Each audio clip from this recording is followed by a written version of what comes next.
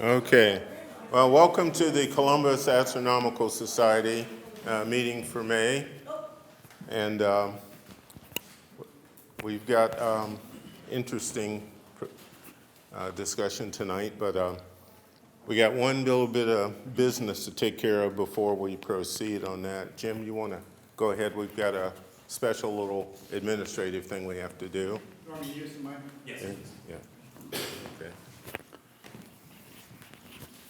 Okay. First of all, I believe you all know David Miller. He had been our treasurer during 22 and 23, and he had to have emergency surgery for a tumor. And everything, as far as he knows so far, went all okay, that they got everything, and they're not sure of his treatment yet. But he just wanted me to make sure that I said thank you to everybody that had sent him a note or sent him well wishes. So I said I would do it personally, and I'm doing it. So, okay. The other thing is, last year, at the end of the year, Mohammed Malode had ended up with getting another position to where he might have to move away. And that has pretty much come about. So we had a discussion in our last officer and trustee meeting, which we approved for him, but we wanted to have another vote here of the membership as to, just to make it official that we're covering all our bases. So what we're going to do is, before this all happened, we approved, or basically approved for Mark Peter. Mark, would you want to stand up for a second for those who might not know you? For Mark Peter to move into Mohammed's place and fill that for the rest of his term. So we'll take a vote on that. Only members vote, please. 1 year, I think, left, right? I believe so, yes. I believe so, yeah. It's a trustee position. Yeah, it's a trustee position. I'm sorry, I didn't say that. It's a trustee, and it'd be, you're 1 year, so he's, I believe, 2 years. So, okay, all those in favor? Yay? Okay. Say the ayes have it. I would say the ayes have it all, also. Okay. So, all those opposed? Once again, I'll give you one. Nay. Okay, so the motion carries, so yeah. Mark, you've been elected our new treasurer. Thank you. Yeah. Okay, so we want to hear from our host here tonight, the Director Perkins. Okay. Thank you. Hi, I'm Don Stevens. I'm the director of Perkins Observatory. Welcome. First, some kind of lighthearted good news for those that have been interested. My pup, Neutron, who some of you have donated some money to help out in his treatment, is doing well. He's stable. His condition's not gotten worse. And I do appreciate those that have helped out. That, unfortunately, animals can be pretty expensive, particularly when they get sick. And it was pretty tight. And I've also had to recently buy a new car, and all this other kind of stuff kind of piled up on me. And so folks that helped out with that, it's appreciated, and it has been helpful. And I want to thank folks that helped and donated towards that. So thank you very much. So that's the good stuff. The bad stuff is, some of you may know, and you may be here, particularly if you're guests and are not members. I've heard, last night there were Aurora, and there's a possibility again tonight. So that being said, last night here at the program, it became pretty chaotic as a result. And there was an incident as well, and in consultation with folks at the university and stuff like that. And by the way, Perkins Observatory is part of Ohio Wesleyan University. It's a very fine university. Consider sending your children there when they graduate from high school there, or grandchildren or whatever. There, I got to plug in. I feel a lot better. Anyways, Because of that, the club here, they are guests. The club as a whole they're not guests of Ohio Wesleyan. They're my personal guests. This agreement of letting the club meet here once a month is between me and the club. All right, it's not between Ohio Wesleyan and the club. It's just something that they allow me to do. All right, they turn a little bit of a blind eye to it. And unfortunately, I got to impose limits on that relationship, okay? And particularly in a situation like tonight, there's a possibility it could again turn rather chaotic. What I've decided how this is going to play out is if you are a current member, good member in standing, member in good standing, i.e. you were paid up as of yesterday, you may stay tonight to watch Aurora if they do happen. If you are not a current member in good standing, and even if you just buy a membership tonight, I'm afraid you have to leave at 11:30. That's when we're going to close the gates, and anyone not a member in good standing, as of my definition, all right, cannot stay, all right, because we're going to be closing off the property, and it's mainly for the safety of, the observatory in general, and also the folks staying here and things like that. So it might seem arbitrary, draconian, unfair, but you have to understand, again, this would fall on me if something happens over the course of the night. And I've got to shield the university from any liability as well. So it's unfortunately, I have to impose that limitation. Okay, so again, members can stay. Non-members, I'm sorry, you have to leave at 11:30. Okay, and I can't suggest, there are other places you can go, but I'm not allowed to suggest those kind of things either because, for other obvious reasons. So I'm sorry about that, and I hope you don't feel too badly toward me about it, but if you want to come call me a meanie after the program, you're welcome to. That's fine. So, all right, if you want to call me a meanie now, that's fine too. Anyways, so I hope you understand, though, I can't have, hundreds of people showing up here and hanging out that, aren't affiliated with the organization and things like that. So it's basically a privilege for the club to be here.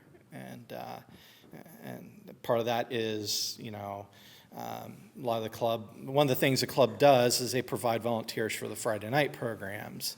And so if you're looking for something to do on a Friday night, by the way, come volunteer, help out with the programs. It's a lot of fun, although last night was kind of crazy, but thanks. Mark stuck around last night and helped out a little bit and all that. So anyways, thanks a lot.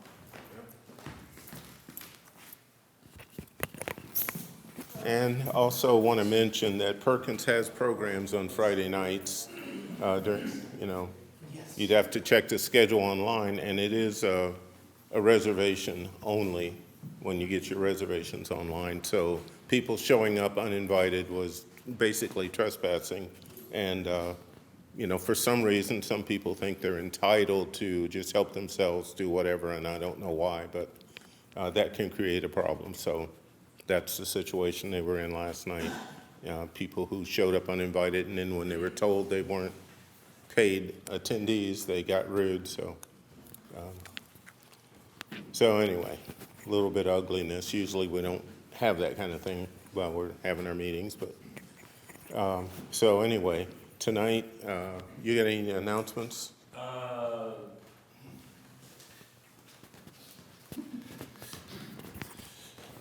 Hi, I'm Brad. I do JGAP. Go help out. I have 3.5 hours of sleep, so I'm going to leave it at that. Oh, okay. Brad, for those of you who don't know, Brad is the director of the John Glenn Astronomy Park down in the Hocking Hills. He's also our vice president, so he can use some volunteers too. And Isaac runs Cassis, which is our photography. Well, good evening, everyone. For those of you that don't know me, I'm Isaac Cruz. I'm the lead for CASIS, which stands for the Columbus Astronomical Society Imaging Special Interest Group. So you don't have to remember everything, just say CASES, and that's all it is. If you're interested on taking images of what's going on in the cosmos, like, hey, the Aurora tonight, or, the stuff that we're going to be talking about tonight, next Saturday and every third Saturday of the month, we actually have meetings right here in this venue at 1 o'clock in the afternoon. So you're cordially invited. Every member is invited to come over and so forth. And if you have any questions, basically from rank beginners to, really even how to process the images and so forth, we're here to help you. And you are all invited. I know we're really excited to actually listen for our eclipse. So again, if you have any questions about imaging, I'm here to help you out, and let me know. Thank you.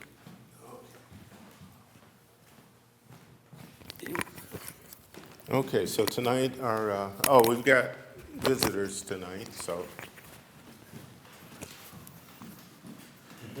Yes, we do have visitors. Yes. Let's see, we have Lynette and Rob. Where are you? They're back there. Lynette and Rob Krieg. Am I saying it right? Craigie? Craigie, okay. Welcome. James Smith. Where's James? Welcome, James. Lena. Where's Lena? Hi, Lena. Welcome, Lena. Keith Nissen and Diane Ruddy, or Ruddy, I'm not sure which it is. And then Beth Paulson is a new member today, right? Welcome, a new member to Beth. She's right there. So all the guests, welcome, and welcome to Beth as a new member today. Okay, so we're ready for our program. We're basically, Yeah, let's do it. we're going to talk about our eclipse expense. Oh, we have a question. I came in late, I didn't sign the visitor up. My name's Jonathan, I used to be a member here. Oh, okay, welcome. Yes. Oh. There you go. Thank you. Howdy, gang. I decided to make my normal announcements short because I usually tend to go a little bit long because we've got a lot of interesting things to talk about, and I kind of wanted to not take up more time than as much time as I normally do.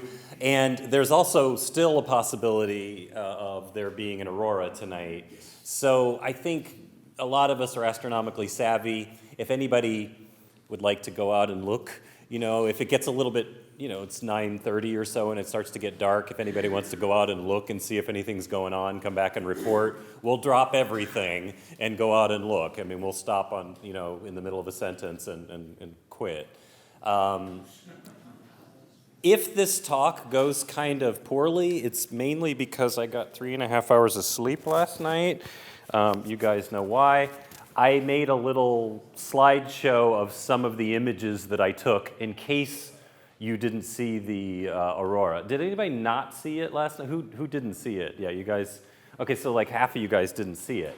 So just in case you didn't see it, I got some slides and put them on there. I'm sure you've seen, that little meme where the guy opens up his laptop and whatever the thing of the day blasts out in his face and buries him. That's what's happening with the auroral images today. I have some too.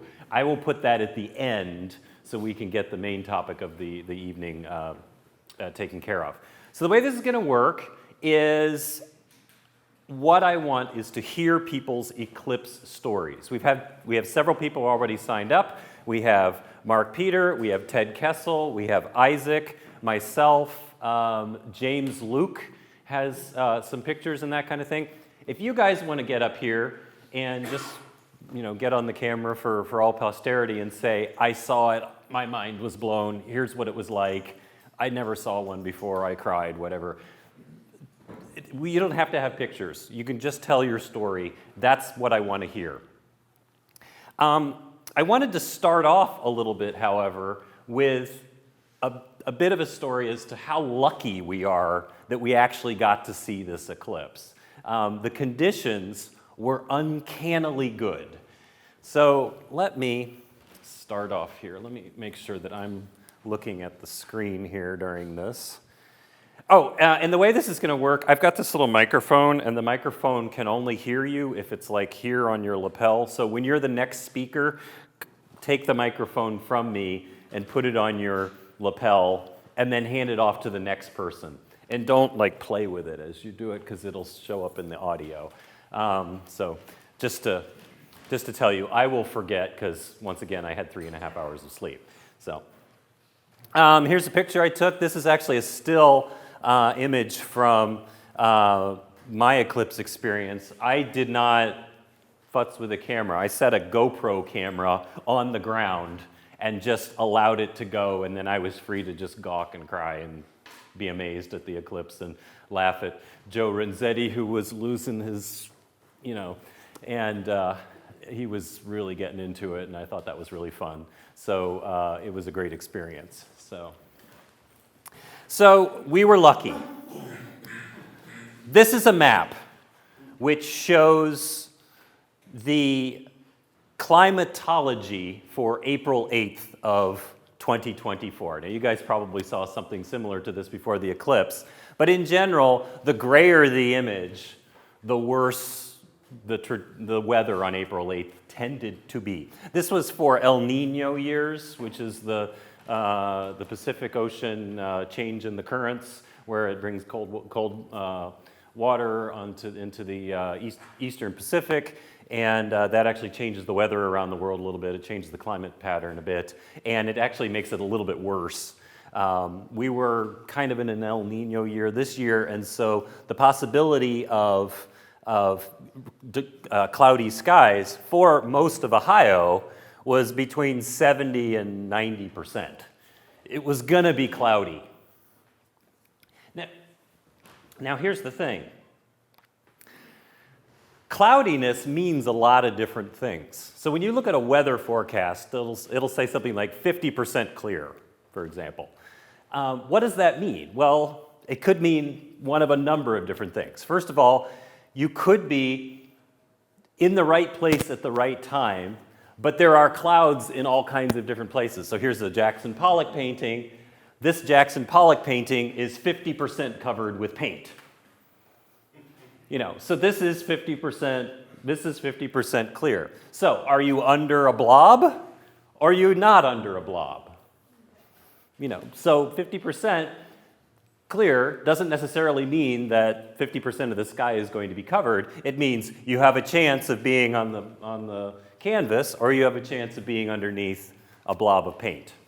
So that's one way that the forecast can kind of be a little bit misleading. So several days before the event, it's the statistics for the weather were not looking particularly good. It was saying we were for 50 to 60% chance of cloudy skies, but that could have meant this.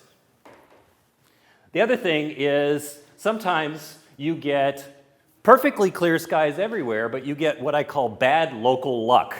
This is a picture that I actually took on the morning of the eclipse as we were driving to the eclipse. We were hanging out at a rest stop along a freeway here, and the sun disappeared behind a cloud in the morning sky. And I thought, if that happens during the eclipse, the whole rest of the sky was a little hazy, but it was otherwise clear. We could see the eclipse. But the sun was right behind the one cloud that was in the sky. So 100% clear except for that spot. So that's just what I call bad local luck. So that could have happened. The other thing is, sometimes the forecast can be precisely correct. It can say, it is going to be clear at this time, but, or it is going to be clear eventually, but the time that it is actually clear is wrong. So what ends up happening is that, yeah, it's 100% clear, and you want it to be 100% clear. In the case of the eclipse, it was around 3 o'clock in the afternoon. Let's say it was clear, 100% clear at 4 o'clock in the afternoon. That's not good. 100% clear at 2 o'clock in the afternoon, that's fine, because you're getting the eclipse. You're actually getting the eclipse within the clear period of time. So you can have the correct forecast, But sometimes forecasts don't predict how fast the clouds move. So you know, for example, that it's going to rain later on this week. You don't know precisely when it is going to rain later on this week. So when you're dealing with weather forecasts, you have to take all these contingencies into account. It's not always the case that forecasters are just dead wrong about everything. Sometimes they're correct, but with a little bit of margin, a little bit of wiggle room and that kind of thing. So forecasts are extremely difficult to pin down. Finally, it is possible that we can get the wrong forecast. Weather is what is known as a chaotic system.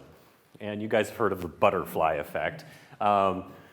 Basically what this means is that it is a system in which a very small change in the initial conditions, from here to here, will result in an extremely large change a sufficiently long time down the road. So, maybe you will be able to predict what's going to happen 2 or 3 days out with great precision, but 10 days out, the system becomes extremely chaotic, and it can go 180 degrees in the opposite direction because of the fact that this is a chaotic system. There are other chaotic systems in the universe. The solar system is thought perhaps to be somewhat chaotic in the very, very long term. Various other systems are chaotic as well. The reason why they call it the butterfly effect is because, given a sufficiently long period of time, a very slight change in initial condition can result in a very large change in weather a long time down the road, and the example is the flapping of a butterfly is enough to make a little bit of a change in the initial conditions, and then way down the road ends up either causing a hurricane or not. It's not that you could go and kill that butterfly and prevent the hurricane from happening. It's simply the fact that a tiny change in the initial conditions results in a very, very large change. And so forecasts can be wrong simply because the system is not possible to predict. We cannot know with absolute precision all of the winds, all of the temperatures, all of the factors that make up the weather. And so far enough out, weather itself, what you're going to get at a specific time on a specific date is not predictable. Climate is a different thing, but weather is inherently chaotic. So you can end up with wrong forecasts. So let's go back to this map.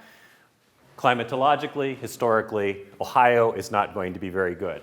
I chose to take our group down to Arkansas area and southern Missouri simply because we had about 20 or 30% better chances down there than we would up into Ohio. And 8 days out, this was the prediction, the weather map prediction. And notice it's very, very fuzzy. So this was a weather map that I actually found online. It was a consolidation of all the different weather maps at the time, and this was on the last day of March, where they were attempting to predict what the weather was going to be like. They said, okay, it's going to be clear in this general area, and I'm saying, yes, this is where we're going to go. And strangely enough, clear up here in the Maine, Vermont, upper New York, New Hampshire area, that kind of thing. A couple days before the eclipse, this was from the 6th of April, things had kind of settled down a little bit, and they'd gotten a little bit more precise in the predictions, and things were not looking real good. We had about a 50 to 60% chance of clouds here in Ohio, and then we still had just a little bit of clear skies down there in northern Arkansas, southern Missouri area. And so I was still looking down in this region and thinking that's probably our best bet. Things were not looking good, and I was feeling really bad because we weren't getting that many options. For a time, it looked like the universe was trying to tell us something. I'll let you look at it for 1 second, and there are no children in the audience, so I will ask you to look at this particular shape. Yeah, the universe was trying to. This was the day before. And then finally, on the day of, something happened. Something that I would not have predicted. This was taken at 4:14. This was after the eclipse had gone off into the Atlantic Ocean. So this is a rough estimate of what the clouds are like a little bit after the eclipse, and it gives us a good idea of how the skies looked along the path. This is the path right here. So all the way from the Arkansas, Texas, Oklahoma border, all the way up to the Pennsylvania, Ohio border, it turned out was clear enough to give us an eclipse. It switched over. The system was completely the opposite of what we thought it would be. That Jackson Pollock painting's got a big splotch of canvas in the middle of it, which opened up just for us, and we got an amazing set of weather. So let's compare this to the actual path of the climatological data, and you'll see it's almost exactly the opposite of what they expected. Down here in Texas was the clearest place. It was actually the cloudiest place on the path.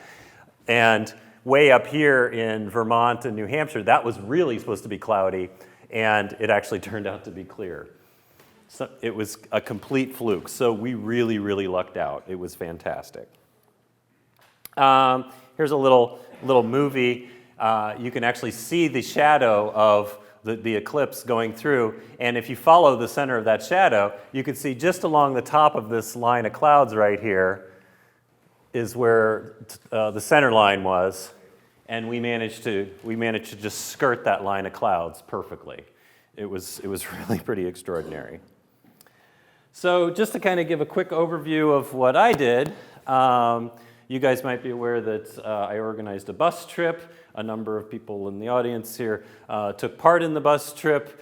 We had 47 people, and we ended up in a little tiny hamlet called Elsinore, Missouri, on the fun bus, and then found out that we didn't have to go that far, but we ended up driving back and getting home at, what was it, like 5:30 in the morning, something like that. It was a very long drive home. Not a lot of traffic, but just kind of slow going. But it was a perfect little location. I really had fun with the group. Everybody was really nice, and we had absolutely no hitches or anything like that. Obviously, the normal stress about the potential for cloudy skies is there, but did it change? It didn't change. There, okay, didn't change. Okay, so obviously the potential for cloudy skies was always there, and that causes a little bit of stress, but that wasn't a problem. We got 4 minutes and 9 seconds of totality, which is more than anybody else in Ohio got. So we got about 13 more seconds than anybody in Ohio. So there. But it was actually kind of nice. We had a really lovely area. It was on a hill. It was in the middle of nowhere. There was one light. It was on a barn, or it was outside of a little community center that we went to, and that light came on, but it wasn't particularly bright. So we had a really good, dark sky and everything like that. It was quite lovely. Just panning out a little bit to show you where we were. We were almost right on the center line here. Memphis, Tennessee is down here. Louisville, Kentucky is up here. Paducah is right there. Evansville, and then Indianapolis is up there. So this is some of the folks that went on the trip that you guys might know. Here we got Mark Richardson, we got Wilkie and Sharon, we've got Tom Burns, we've got Joe here who helped me out with setting up the solar scopes. We've got my wife Lucia, we've got James, and we have Dwayne and his wife down there, and one more person. Oh, I wanted to tell you a little bit about something. If you got to see the solar eclipse, did anybody not see the solar eclipse? Anybody too embarrassed? Okay. Okay, yeah. One, yes. I saw it on a reflection on my car. Oh, you saw it in the reflection on your car. Okay. Since I didn't have the glasses, that was the safest way. Oh, okay. But were you in totality? No. No, okay. Then you didn't see it. I'm sorry to say. You have to go to Spain in 2026. Yes. Yeah. Yeah. So you have to go to Spain in 2026 to see the next one, because if you haven't seen totality, you haven't seen a total solar eclipse. 2017? 2017. You can take a time machine and go back in time and see that. But I did see. Oh, okay. Well, then yes, you've seen one. Okay. Okay. Okay, cool, thank you. You are absolved. Okay. Okay. No, I've had people say, yeah, I saw the solar eclipse. I was in downtown. Camera, but it was a new setup, and when I tested it, I had the sun in the center of the lens, and I didn't realize that the filter contraption I had made actually vignetted, and so it cut off the sun. Now, when I looked through it, I was seeing a reflection, an internal reflection that I thought was the sun, so I thought I was good. And I was very disappointed. But I did, luckily, capture totality, so it wasn't all for naught. All right, let's see if it'll advance. See, now it's advancing. Okay, so this was my setup for the shooting through the telescope. I didn't trust myself to set up a tracking mount, especially if we were rushing to the eclipse at the last minute. I didn't trust myself to get it aligned and everything, so I just used a simple alt-azimuth mount. That's a Stellar View M2 mount, if you're familiar with it. And so it's just, you have to manually move it. But I was taking exposures that were going to be short enough that I thought it would be okay. So this was my setup for the 2017 eclipse, and I basically recycled it for this one. Some little adaptations I have on there that actually did help things, though. I have a sun finder on here. I think it's called Sun Finder. I had a red dot filter for when it got dark. I had a viewfinder. I had an L bracketed viewfinder with the 2x magnification. That really helped with focusing and also prevented me from, having to, get down at a weird angle to look up through the telescope. And I didn't have a flip monitor on my camera. It's an older camera. And then I also had a kind of a shield back here with a little lens so that I could basically block out the ambient light and see my screen. So this was my setup. Oops, wrong way. So to get the hardest and most stressful part was getting good focus.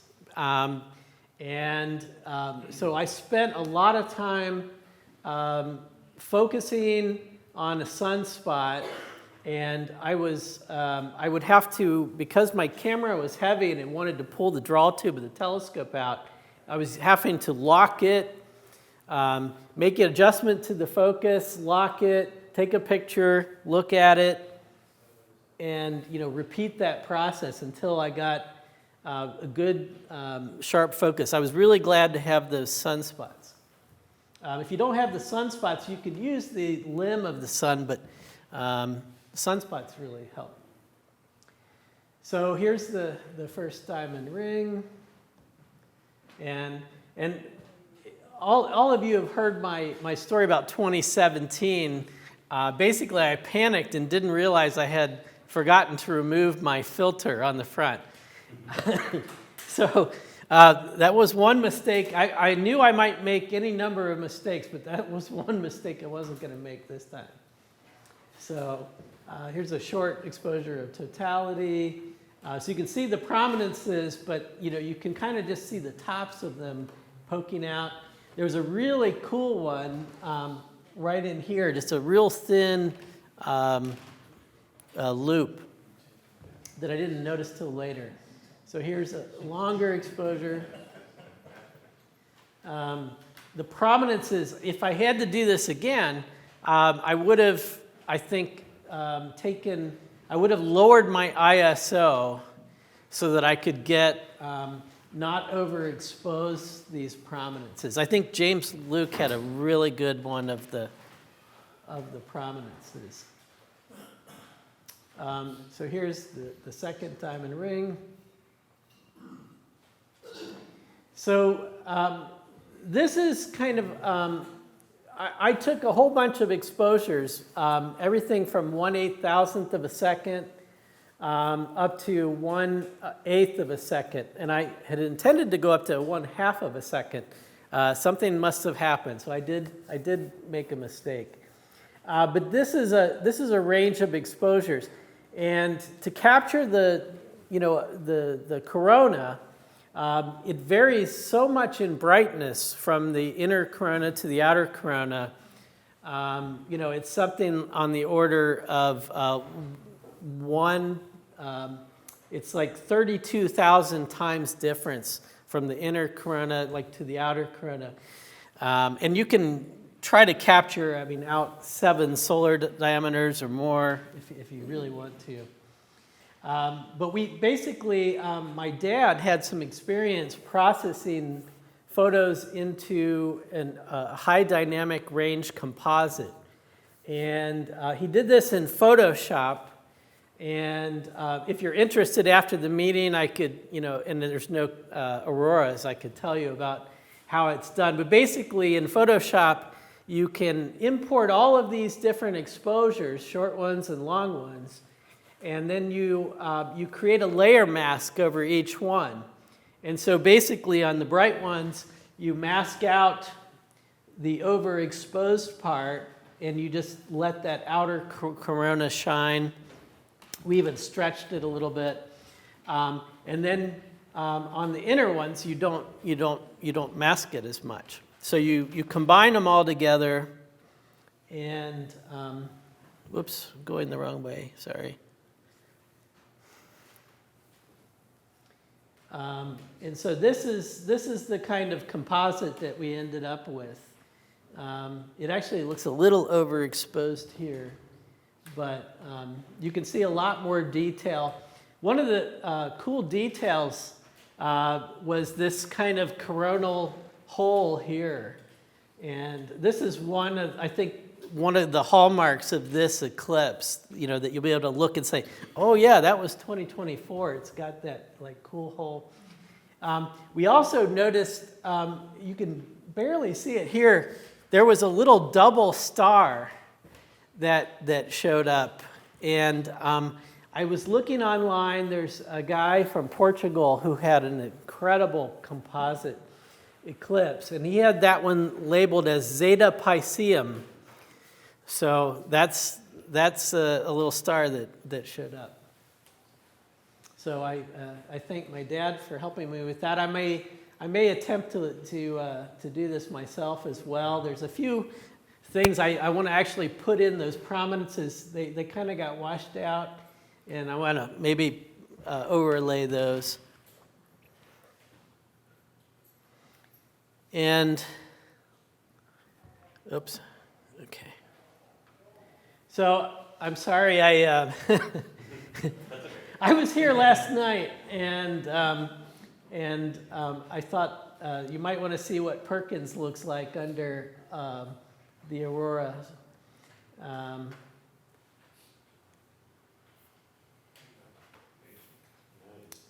This is the international. This line is the International Space Station. I knew it was going over, but in the excitement, I forgot about it. Or I could have planned a kind of a cool show. And there's the Big Dipper, and the Big Dipper again is up to the upper right there.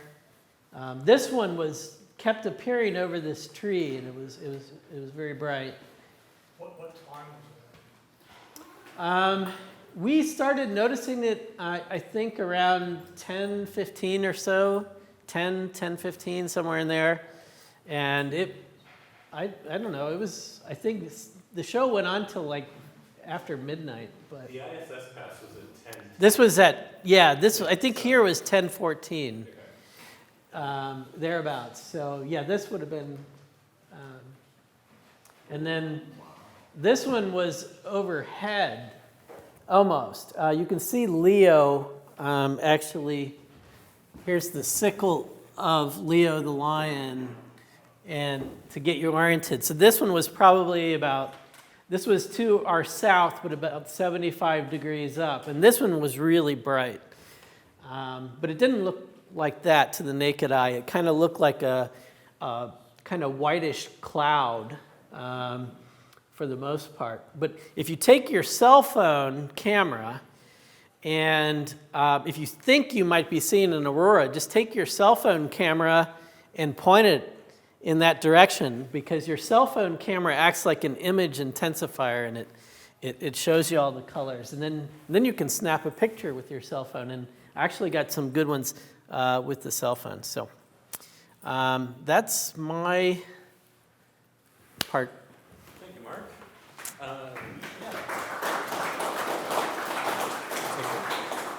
I think next we should do Isaac, because we've got the computer's out and we're hooking up everybody's computer. Isaac's got his own set of slides. For a while, but I'll try to be a little bit brief, because most of what, between, Brad and Mark, those are beautiful presentations. I think that's awesome. I think that's great. It's a very good summary of the things that actually occur. So I can tell you a little bit about what my experience was. And it starts actually, about 2 weeks before the actual eclipse. Okay, we're getting something here. And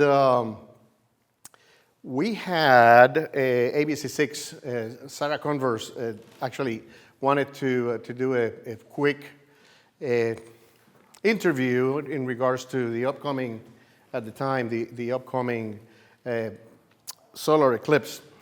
And the neat thing about it is she is one of the meteorologists of ABC6. And, they did a little piece right here on in Perkins, and we had a great time and so forth. And I told her, I said, well, you realize that you're, the most important person that it's currently here in Ohio at this point, because everybody wants to know what the weather is going to be, in the next 2 weeks. And as was very well explained by Brad, 2 weeks to the eclipse, it's kind of really, there's no sense of actually asking, how is it going to be that day, right? Because no one, my guess is it was as good as hers, right? So in that respect, there was not much that actually she could give me information, but she made the mistake of actually giving me her phone number and contact information. And she said, yeah, call me or text me and so forth.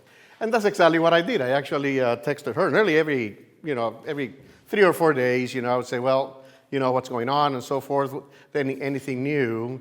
And as we saw, right, up to literally 3 days prior to the actual, event, she was basically ambivalent. She, because my plan was to actually drive all the way down to Allen, Texas, where, the probability of actually being clear was much higher than the probability of, being clear here in Ohio. And the day prior to me just, packing up everything and going to Texas, I called her up and I said, hey, what do you think? And she says, go west, young man. That was pretty cool, right? I said, okay. So she explained basically what the meteorological, reasons were for actually doing that. And she actually asked a very, very good question. She asks, like, would you be bothered by high clouds? And I said, nope, high clouds are fine. The only thing that will do, it may actually just kind of make things a little bit fuzzier. In other words, you won't be able to actually get a crisp, focus on everything.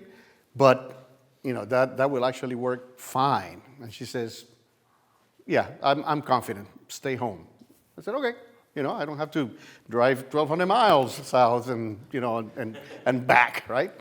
So with that in mind, we actually went ahead and drove. Well, actually, luckily, we have a friend that, let me see how it is.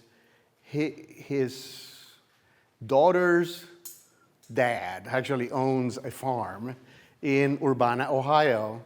Urbana, Ohio is actually is just like 50 miles north of Dayton, Ohio.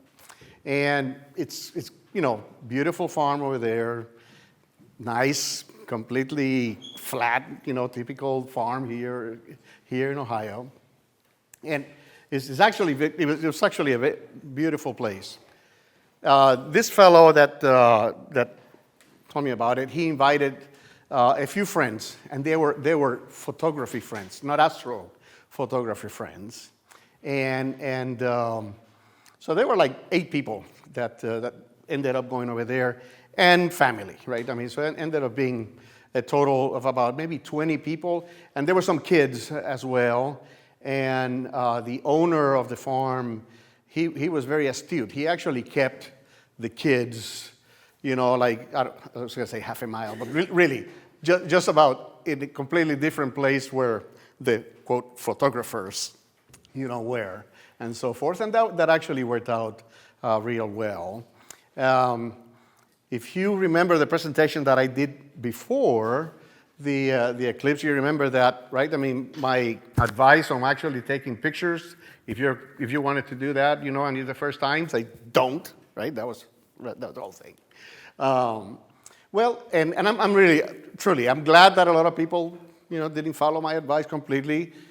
In a sense, if you remember correctly, I told you, right? I mean, if you're going to do this, let technology just do its job. And that's what Brad and other people actually did. Basically, enjoyed.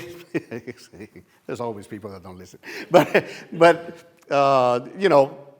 enjoyed the event and really had a great, significant emotional experience of actually, enjoying the total solar eclipse.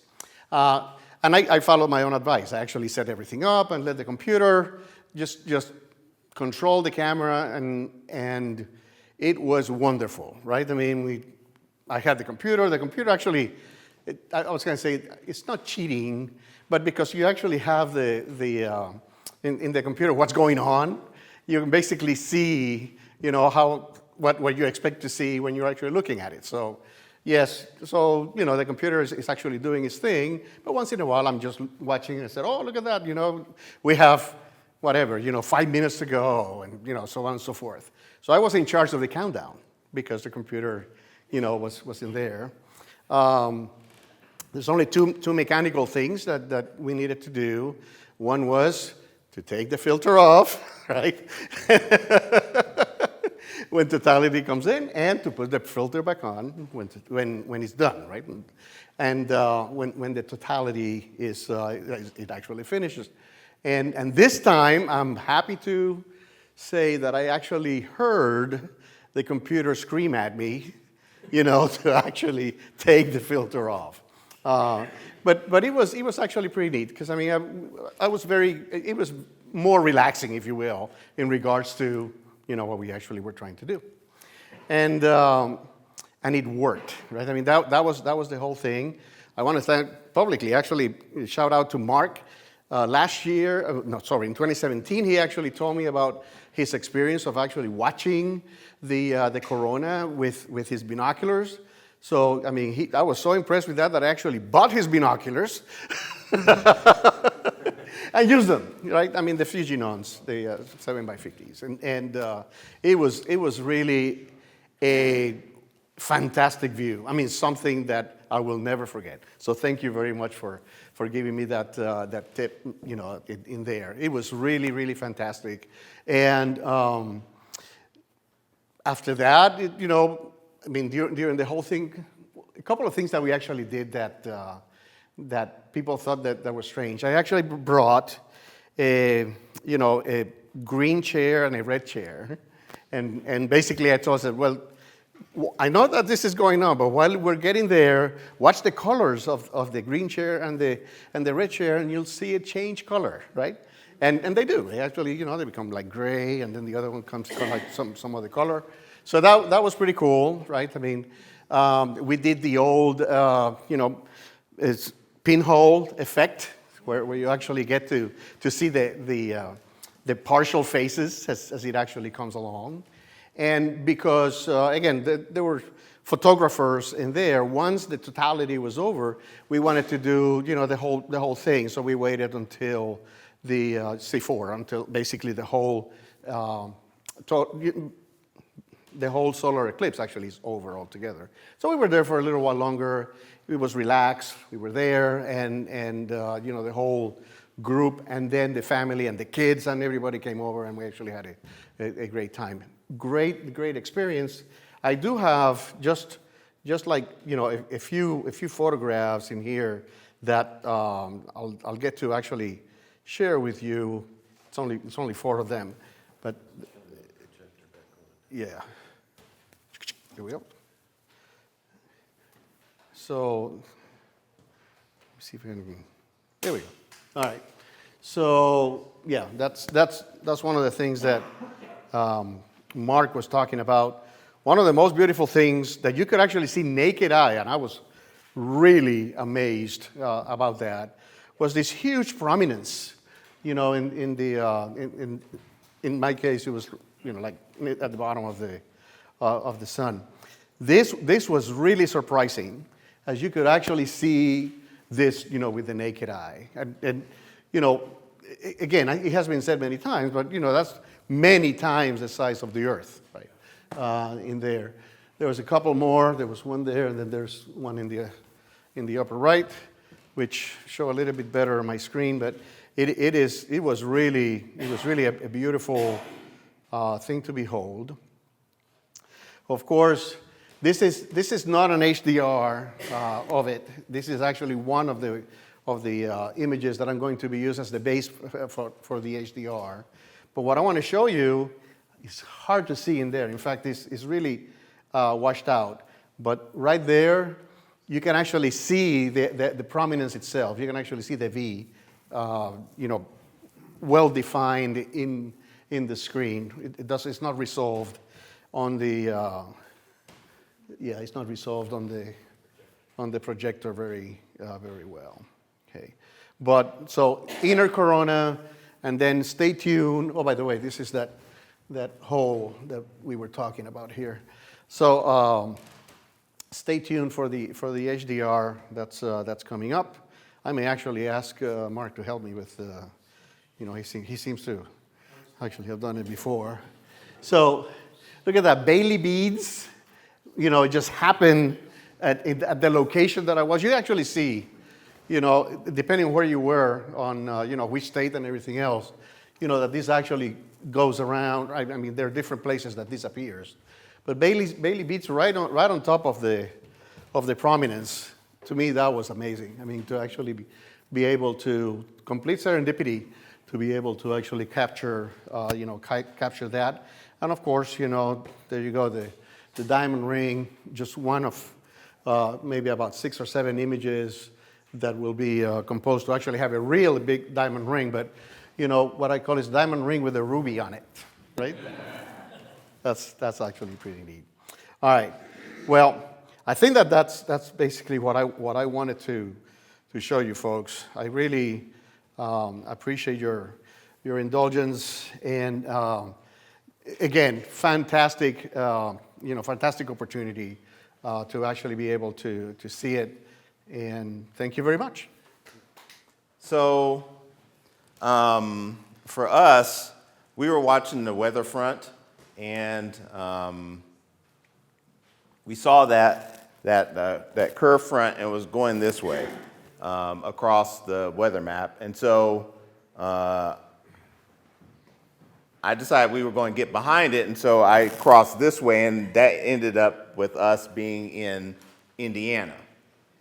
So I had everything planned out. I had that little sheet filled out with so I could make one of those mosaic pictures with all the different phases, totality, and all the phases going the other way.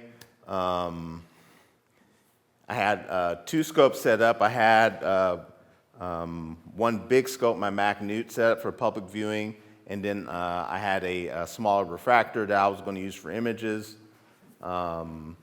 We ended up at a school because they were doing a fundraiser. And so our little group said, well, we'll go there and help the kids. We had a big group that was going to follow us around, but the big group ended up splintering into a couple of different places. So we ended up in Indiana. So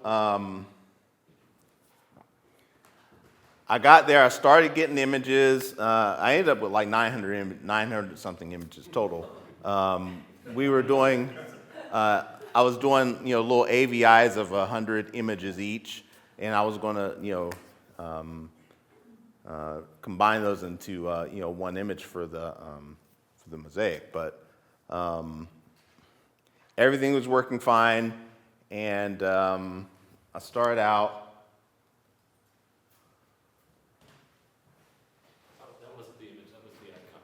Oh, sorry. That's the auxiliary file. There it is. So that's the first image I got. I'm going to scroll down to the images.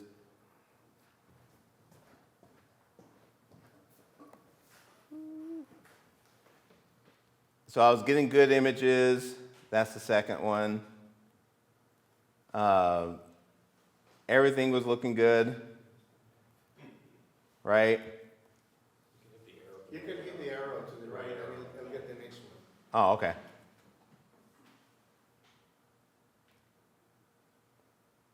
So that's the next one. That's good, right? You see that sunspot there. I was, everything was going fine. I started bracketing photos so I could get some pics right here, right above and below, just bracketing. And then my camera died right before totality. It was horrible. This is our video. This is our setup. You can see me in the green. I wore a green shirt, and then I had the big Mac Newt here, and then that was my thing. And I'm sitting here walking around trying to figure out, why my computer is blowing up. And then, obviously it was totality, so I said, okay, well, we'll figure it out later, and I'm looking at totality. But, yeah, that's that's the other picture. But that was my thing. It's just, we had all this planning, and everything was going well, and then, boom, everything crashed and died. But you enjoyed it. It was good. I didn't make this mistake. I'm not going to make this mistake again. I had a battery. It was I think a 100 watt hour battery. I'm $1,000 poorer. So if anybody wants to contribute to the Charles Fund, it's a great charity. It helps feed hungry people right here in Columbus. I went and bought a 1,000 watt hour battery, so this is not going to happen again. Yeah. So that was mine. Just I got all the way up until totality, and then boom. Yeah, that was good. That's a great story. We had a fail. I'm glad we had at least one good fail. That was good. And, yeah, that was awesome. Next up is James Luke. I have him on my thing. Thank you, Isaac, for letting him use your computer. Okay, where do we want to put this? Right here. Look to see if we've got Aurora.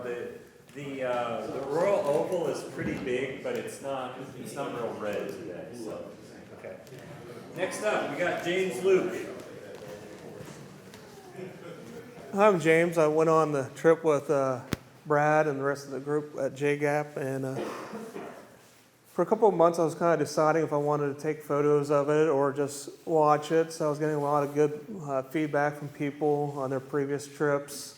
Some were saying, just watch it. Is this your first time taking photos of it? I said, well, it will be. They said, don't do it.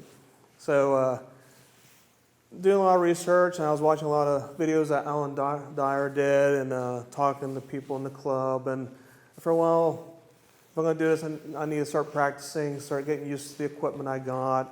So about 3 months before the trip, I started getting familiar with my equipment, taking notes, doing research, how many shots I want to do, and when to put the remote down and start watching it, and also come to terms that maybe it won't work out. I need to just, if not get frustrated and put the equipment down and just enjoy the moment. So after a couple of months doing all the practicing and the repetition, and I felt comfortable, and I had a little piece of paper with how many shots I was going to do, and at the end of the last shot it said, "Look up, stop taking pictures." So that way I wouldn't get frustrated. And I said, "Oh, I need to stop at 60 seconds. I need to have some self-control and stop taking pictures and enjoy this time frame." So that whole night beforehand, it was still kind of up in the air where we were going to go, and everywhere from Texas on up just wasn't looking too good still. And then that morning, we started looking at areas that started being promising. And my wife sent me a picture of Ohio and Reynoldsburg saying, "So why did you go down there if it's cloudy?" And she sent me a picture of Ohio being clear. I'm like, oh. I said, "Well, it's clearing up here." She's like, "Well, I hope it works out for you." I said, "Because I'm actually enjoying it on a patio." I said, "You're watching a partial. A partial, let's get that right." So the day of the trip, that day, I kept it very simple with the equipment I had. Less equipment, less problems. So I used a tripod, non-tracking tripod, a Mark 6D camera with a Sigma lens from 150 to 600. I kept it at 500 because I wanted the corona and everything, if I was lucky, to get those exposures. So I kept it pretty simple. During the second contact, I had 8 shots I was going to do at different exposure rates. The ISO was still going to be at 100. Everything else was going to just kind of go up, starting from the diamond ring to Bailey's beads to the corona. I had everything kind of set up just right to take those shots. And I was using a Eclipse Tracker app, which would tell you when the first contact started, and it was very accurate. And then when I got to the second contact, it also told you when to take the filter off. So that was really nice because it was that borderline of when to take it off and not damage your camera sensor. So here's me with the 2 cameras. I was actually trying to do a wide field. If my primary camera didn't work right, I had a backup just to take a nice wide field picture of it. So there's the 2 cameras I was using. And which way is the flip? You do it like an iPad. Okay. And I did a composite at the end of all the exposures I did. They came out really nice. I did, I think, 8 shots with the filter on. And then after that, I did another 8 or 9 shots when I took the filter off. And everything came out really nicely. I was very happy that we had some sunspots because it made it so much easier to get it focused correctly. And when I got into second contact, I was kind of concerned if maybe the temperatures would change the focus, but it didn't have any impact on it. So everything went very well and very successful with it.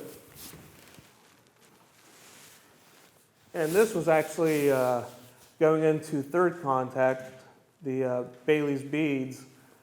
And I was very surprised I got this because my camera actually paused for a second to do some kind of update. So I was like clicking the remote a whole bunch of times hoping that I could get the shot before it got out of Bailey's beads. And I was very lucky during that time frame to get this shot. But this was going into third contact when I did this one. And here's the, during the total eclipse, this was actually 6 shots combined total to get the corona and all that. I used Photoshop and used, I think it's called Smart Image. I couldn't use HDR because a lot of my pictures, the eclipse was not centered correctly. And there's an issue with that, which Alan Dyer even talked about. If you use an untracked mount and your images are a little bit off-centered or off a lot, HDR won't be able to center them correctly. So they have to be somewhat decent centered for HDR to be able to stack them correctly. So what I used was Smart Means in Photoshop and manually stacked them, starting with the darkest image first and then building up with the brightest image. And it came out really nicely. And it's a really good feature.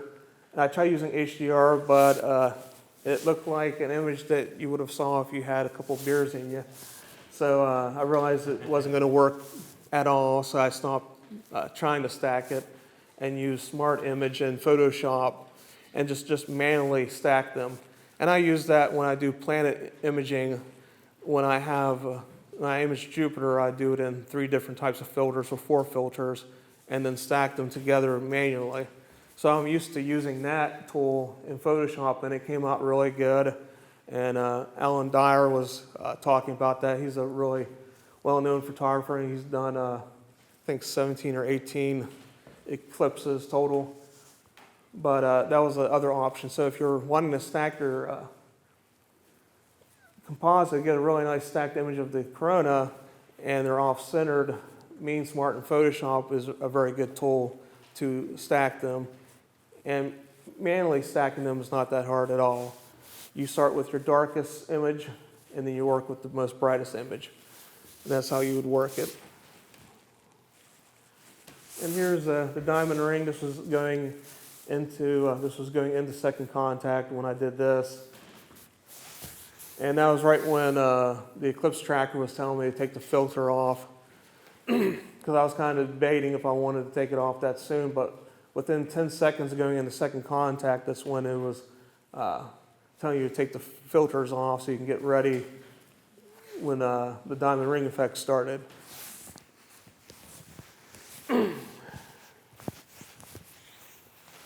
But I was really impressed overall. I didn't really have high hopes of getting anything really good. I just wanted to enjoy it. If I got something great, or even just a picture, it would be just nice.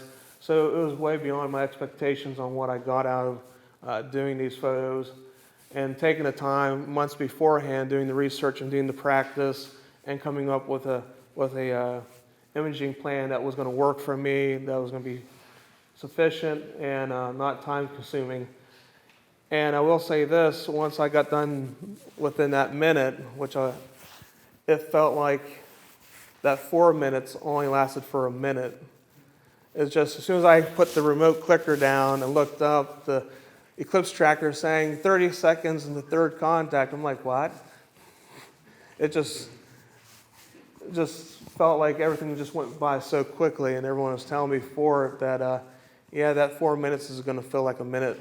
It's just going to go so fast. So really take that time to embrace it and enjoy it. And I'm very happy I did get to see it. I know from friends down in Texas, they were also trying to get the comet there too. And some of them said, yeah, I spent the whole entire time trying to get all these shots. I had to get 22 shots in if I wanted to get this. And some of them, they said, well, with all the clouds and the waste of time, spending the 4 minutes trying to get that comet to show up, it just didn't happen. So I'm very happy I didn't try to do that, because I only know a few people that actually were very successful at doing it, getting that comet in the wide field image. But that's it. That's my last image.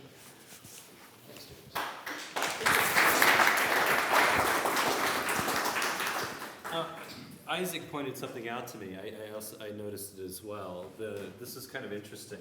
If you remember Isaac's image with the Bailey's beads, in his image, Bailey's beads were centered on this prominence right here. The prominence was sticking out through that. And then where we were in Missouri, the Bailey's beads came out in a different place because of the position of the moon. The moon, it was in a slight, so you were off the center line in a different way from us. You know, we were on one side of the center line, you were on the other side of the center line. So the Bailey's beads actually shifted significantly due to that, and that you probably were relatively close to the center line. Well, yeah, we were. Yeah. Okay, well, thank you, James. Let me get the microphone from you. There, thank you. We have last up. Anybody go outside to check for auroras or anything like that? I looked at the aurora oval and it looks pretty strong, but it doesn't look like we're going to get anything right now. It's pretty clear? Super clear? Okay. Our last scheduled speaker for the evening is Mr. Ted Kessel, who's going to show you some of his pictures, tell you a little bit about the experience. Okay. Okay, folks. Well, that's me. I was fortunate enough that I was able to have my daughter and grandson with me, so he can tell his grandchildren that he was with his grandpa when he saw an eclipse someday. And I was with Jim Verratti and James Schultz, and we've been talking about, between us, about where we're going to wind up going, here, there, where is it going to be good. And we wound up at Deer Haven Park near Delaware, near here, and it turned out to be a really good location. But let's go back in time. This is 1970, and the eclipse in Kinston, North Carolina. I drove with a couple of CAS members back then, and that's Herb Herman. We drove in his Mercury Comet all night, starting Friday night, over the West Virginia Turnpike, and got to Kinston just in time for the eclipse. And you can see the technology of the time was to use a pinhole on an envelope, and my friend Chris is trying to use some binoculars to project an image of the sun. Unfortunately, my camera, which was a Miranda from Joe Modes, and it had a habit of the f-stop not working. It would stick open, wide open all the time. Of course, I wouldn't know that until a week later, until I would get the film developed. Remember film? Okay.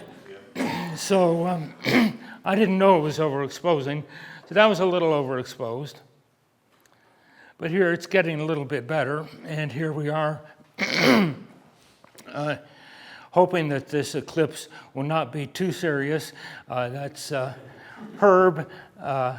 That's Charles Legg and girlfriend, and Rick, Charlie's brother. And now you can see, now the exposure is getting right for my defective camera. It's getting darker, and there's the projection with the binoculars on the ground. And we actually drove up right to a cornfield, so we put a little corn there, and just get the ambiance of the situation. And there is nobody around. It is, so I think the thing that impressed me the most, other than the total eclipse, which was pretty impressive, was the shadow bands, which were so intense then. It was like being at the bottom of a swimming pool. I mean, it was just wave, just really incredible. And I was looking forward to seeing that this time, and I didn't. And here's my total eclipse picture back in 1970. So I did get to see it. Now, moving on to a few years later, I have some better equipment. Now, my experience with the 2017 solar eclipse, the partial, I had gone to High Banks Metro Park, and there were hundreds of people around. And I had a big line of people, So I was really kind of nervous about how many people are going to be crowding around us, and especially when we went to the Metro Park, the Delaware Parks website, they said, tomorrow, get there early, and be ready. So, and there'll be a taco stand there. So we all got there early. There's Jim with his setup. There's my CPC 800. And I had that set up with a batter filter so that I can invite all the people over. Okay, there's all the people. All the people over to get a view of the eclipse so they get something better than they're getting with their little eclipse glasses. And then for imaging, it's my Canon R5 with the 400 millimeter lens and a homemade batter filter on it. And I'd had the eclipse timer and using the practice session so I could go over exactly how fast is this going to happen? When do I take the filter off? And how much time will I have during totality, and when do I need to put it back on? So I would practice this many times because my plan was to take a picture about once every 5 minutes during partial, and then bracket a bunch of exposures for 1 minute, because we had about 2 minutes and 15 seconds of totality. 1 minute, I would bracket pictures of totality, then that's it. I had binoculars for me, binoculars for my daughter, and I made her practice using the binoculars, looking for birds and trees and so on, so she could find the sun during totality, because she, why use binoculars for this? Well, once totality happened, she found out why you want to use binoculars, because it really helps. So that was the plan. Oh, I also have a new sea star, and I was reading all kinds in the Facebook groups, people planning how they're going to use it. And I thought, gee, that would be great. Set it up, automated, and I also decided, no, I'm not going to do that, because that's one more filter to take off, one more filter to put back on, and of course the big crowd, the big crowd, someone's going to bump into it or something. I just don't want to mess with it, but I wasn't disappointed with the results I got. There's Jim and James and part of the crowd talking to them right there, and there's James set up over there. So eventually we had, there's a picture of the sun. Now my R5 camera has a nice big sensor, so I could crop in and get a nice view. 2 sunspots, that would be great. And then we had first contact, or not, this is well after first contact, but I'm not going to show you all the, every 5 minutes. I think you get the idea. And then it got closer, and as that happened, once in a while it was 5 minutes in between, so I'd go over to my CPC 800, make sure it's okay, invite someone else over. And then right about this time, right after a couple minutes after this exposure, I noticed that maybe it's getting closer to that sunspot. So I looked through my CPC 800, and I couldn't believe what I was seeing. I quick grabbed my camera because, I was thinking, man, that just doesn't look right. That's no moon. But then I went back to my camera, and see, with a cell phone, sometimes you don't get as good an image. So, back to the camera, and there you can see it's right on that sunspot. And I heard Jim saying, "Hey, it's right near that sunspot," and by the time I took that picture, it was just about over. A couple seconds later, that had covered. It was really moving along much faster than I thought. And there's more and more and more until it got there. And like I said, I was going to bracket these pictures, so, but I zoomed in on my zoomed in picture to get a really nice view right here. And I didn't quite get the Bailey, the diamond ring effect, but you can definitely see how rugged the moon is. And right here, the prominence suspended, the plasma suspended. And another nice image, and another good view of that kind of arc between the two prominences. And then that, we all been looking at that one quite a bit, so I thought that was interesting to look at, so I got a close-up on that one. And at this point, I began to think about bracketing the exposure so I could get more of the outer atmosphere. And you can see now all this stuff is washed out. And like that. And then it was kind of right on the edge. And at this point, that's about 1 minute and 10 seconds of imaging. I talked more than 1 minute and 10 seconds, but that went, pretty quick. And now it's time to put that stuff down, get the binoculars, remind my daughter to get the binoculars because she might forget too, and enjoy the binocular view and look around the horizon to see, I pointed to her, hey, did you see the shadow? The shadow on the clouds is getting closer. Now look for the bright spot on the horizon. It's getting, the sun's coming back. So now this is not my image.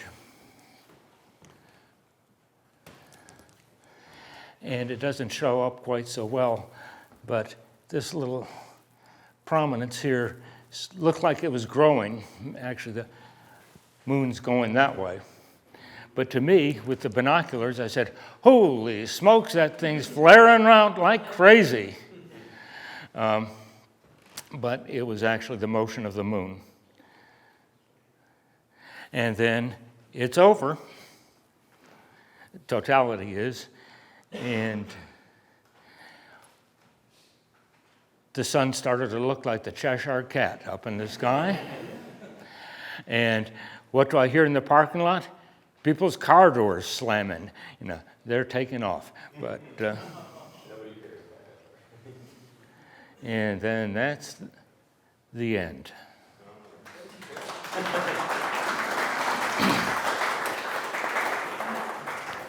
So that is all the scheduled speakers that we have. I'm sure there's a few of you who had interesting experiences. What do we got for the Aurora right now? Nothing yet. Nothing yet. Okay. So if anybody else has a story to tell and they'd like to share it with the group, yeah, go for it. Yeah, use the microphone. Get on camera. We want to see your mug. You can just hold on to it if you want. Okay. Just make sure you don't play with the... Touch it, yeah. So I didn't get any decent pictures. I've got one really hazy corona picture out of it. But we observed from about a mile south of Powell, and we were right on the edge of totality. So if you were in Worthington, you would have got 90%. We were that close. That's a couple miles. And we didn't get any true darkness. In other words, the birds were still flying around. When it gets, in a real eclipse, when it gets really dark, they disappear. It gets quiet. One thing we did notice is a temperature drop pretty quick, and a little bit of a wind picked up for about a minute. So that was interesting. The other thing I noticed from these guys' pictures were, from our location, we got different effects to the diamond ring and also the Bailey beads. There were like 4 distinct Bailey beads as it came out of totality, which was kind of interesting. But one thing that nobody seemed to mention, and I thought this was really interesting, was as you looked at the sun, you had Jupiter over here, you had a perfect alignment of planets, ending, I think, with Saturn down here. And close to the lower quadrant of the sun, you should have been able to see Venus and Mars, which we couldn't see because the corona was so bright, we couldn't pick it out naked eye. We did definitely see the prominence to the probably 7 o'clock position of the sun, naked eye, which was really, really impressive. And the other thing, in that alignment of stars, there were, I think, 6 planets available. We had Jupiter, Uranus, Neptune was in there, but you wouldn't be able to see that naked eye. You had Mars and Venus, and then Saturn in that. And it was all within a view, probably this wide, standing on the ground. So that was kind of interesting. The other thing that was kind of cool about this was 3 months ago, I put in for vacation for 3 days because I figured I was going to be driving to Texas. You can, from everybody's weather forecast, there was no chance we were going to get it. And I've been doing astronomy at Perkins for 21 years, and we've gotten washed out on almost every major event here. And for that to be 70 degrees, almost perfectly cloudy, we had some high cirrus clouds, was really, really incredible. I didn't have to go anywhere, took my lawn chair out of the garage, sat on the driveway and saw the whole thing from first contact most of the way through it with no effort. And that was just unreal. So that's my experience. Thank you, Mike. Anybody else? Any first-timers that want to share their experience, like how amazing it was for them? So, yeah, Vic? In a way, this is kind of scary and comical at the same time.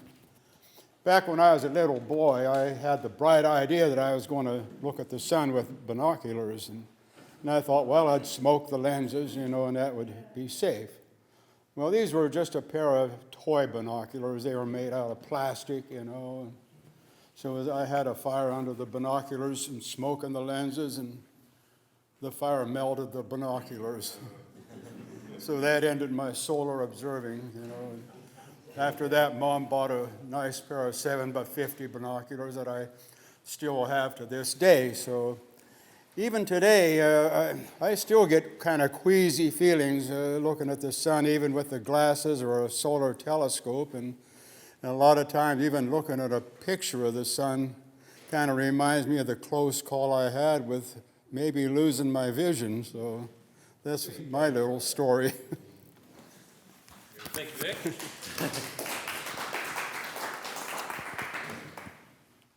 Anyone else? President Charles? How was your experience? Oh, mine was fine.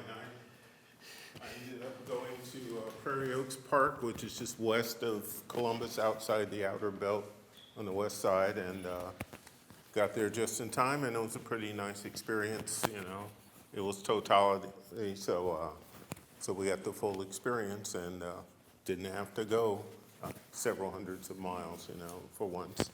But he's right, Columbus is usually clouded out whenever there's a major solar event, whether it's lunar eclipse or solar eclipse or whatever, it's boom, you got a bunch of clouds or rain or something. So anyway, but it was a good experience. But talking about the viewing the sun, if any of you have any of those old Tasco or whatever brand telescopes that used to come with the like 0.95 really small eyepieces, and they came with a little screw-on solar filter that went on the back of the eyepiece. Take that little screw-on solar filter and throw it in the trash. You know, you should never, ever use a solar filter that screws onto the back of an eyepiece, because the sun is already concentrated by the time it hits that eyepiece, and, you know, if it doesn't crack the filter, you know, it can get hot, things like that. It's just a dangerous device. Otherwise, you know, those old scopes are perfectly fine, you know. And remind everybody, since we had a lot of pictures today, that if you're interested in, you know, astronomical photography, CASIS meeting is next Saturday here at 1 o'clock. Good way to get started, learn a little bit about taking pictures. Some of the people in the club have taken some amazing pictures of nebula and, you know, planets and what have it, been published and what. So you can go a long way, you know, with astronomy. You can start with a very simple, you know, setup and, you know, spend several thousands of dollars if you really get into it. So, but it's a good hobby to, so I guess we'll wrap it up at this point and see what's going on. Yes. Aurora, I want to add one thing about us being at the park. Yeah. We didn't have to invite people over, you know. They were, I guess, very shy, but we invited them over, and they had a really good time getting a chance to view things better. And one family had come with their teenage daughter. They drove from Maryland to that park in time for the eclipse, and as soon as it was over, they had to drive back to Maryland. The daughter said it was worth it, and she loved it. So it was really, really good for them from the out-of-town group. Well, guys, I really appreciate you sharing your stories. It's kind of made me vicariously re-enjoy the process of going through the eclipse. I mean, it was really pretty extraordinary for me. One of the reasons why it was extraordinary is because I didn't tell you this because I didn't think that people would be sharing this type of thing. I had a terrible slew of photographic failures. I brought my 600 millimeter lens, I put it on a tracking mount, I decided that I actually had made a Bader filter for the end of my lens. I had a whole thing all planned out. I was not quite Mark Peter in this, but I was more like Isaac, you know, I was doing one camera, but really doing a lot of things, and had a whole set of brackets planned out and everything like that. I had practiced, and I just couldn't get my camera to focus, and it was misbehaving, and the eclipse was coming up, and I just said, forget it. I'm going to put the camera on the ground. I'm going to shoot a video.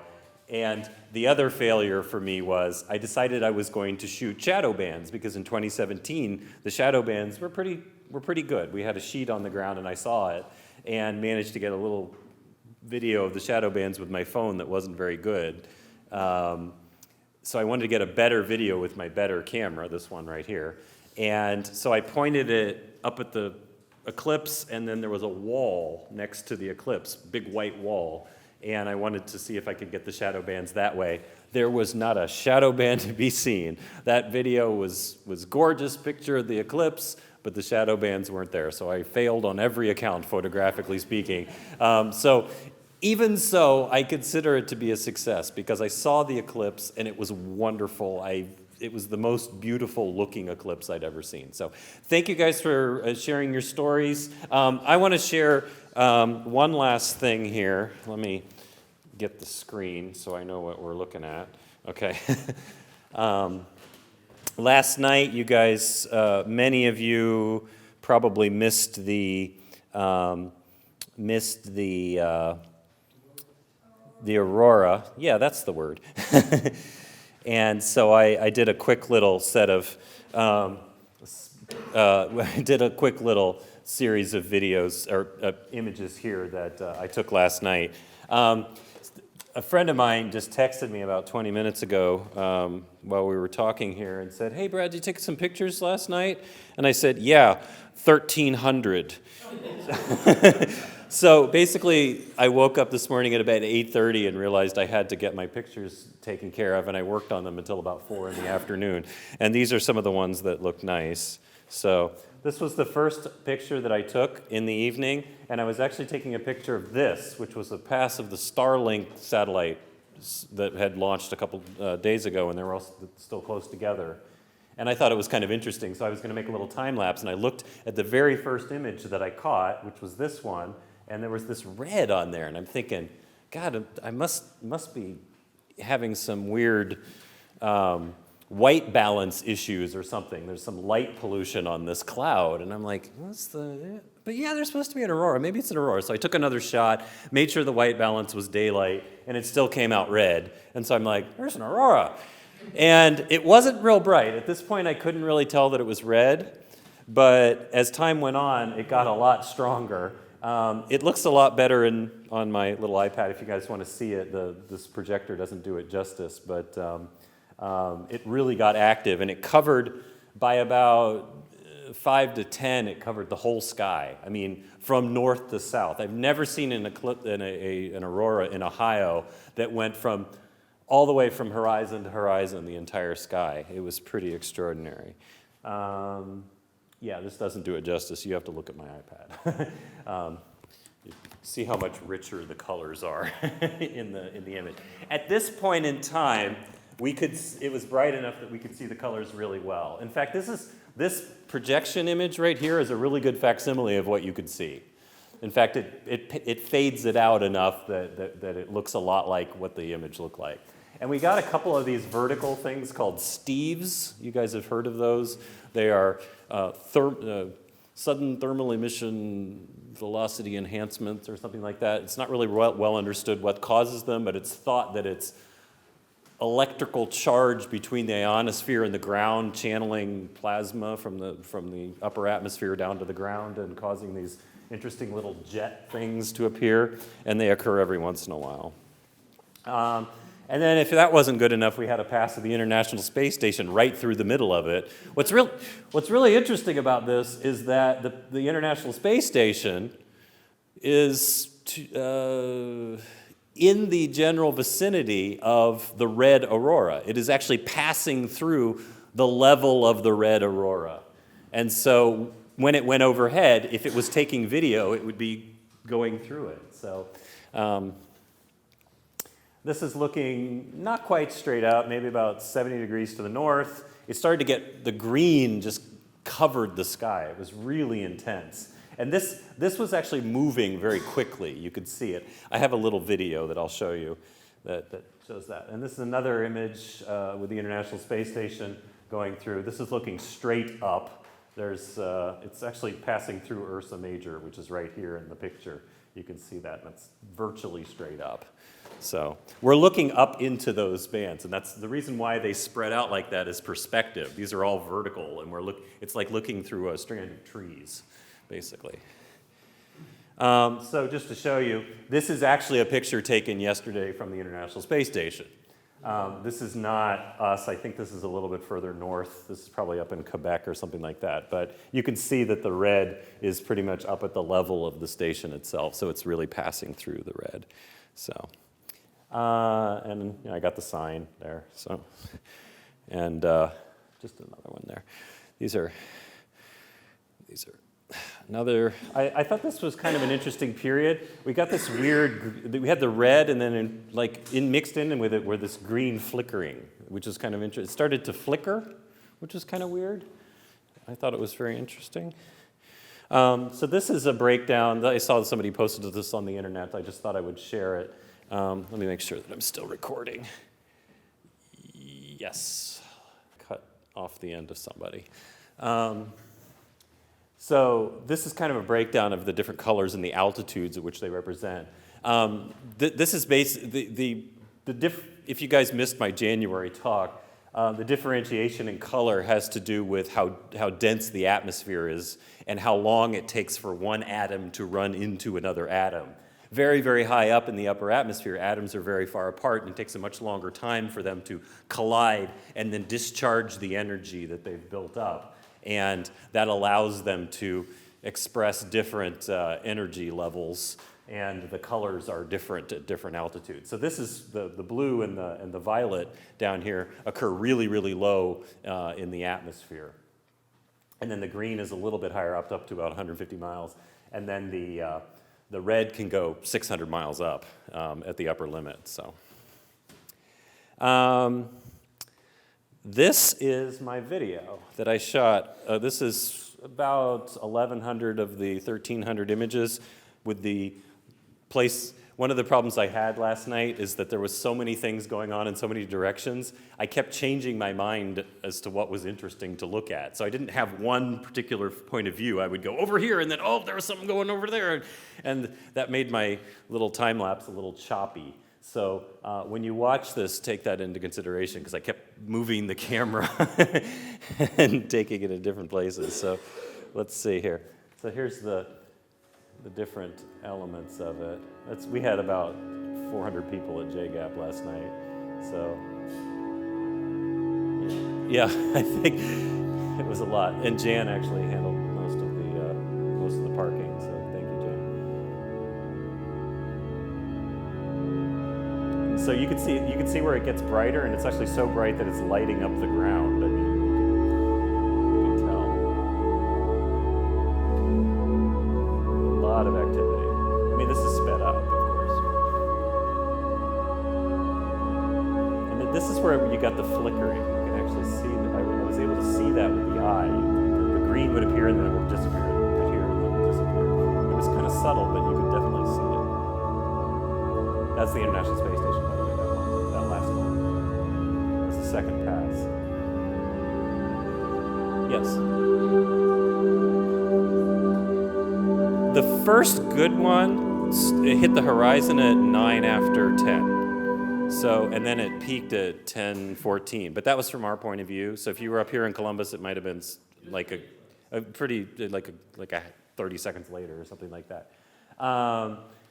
If you want to watch it on the internet with some music, Joe is an excellent musician, and I put some of his music on the background there. So thank you, Joe. Yeah, so I put it on YouTube as well. So it's on the JCAP page. But yeah, that's the Aurora last night, and I hope we get it again. So thanks a lot, guys.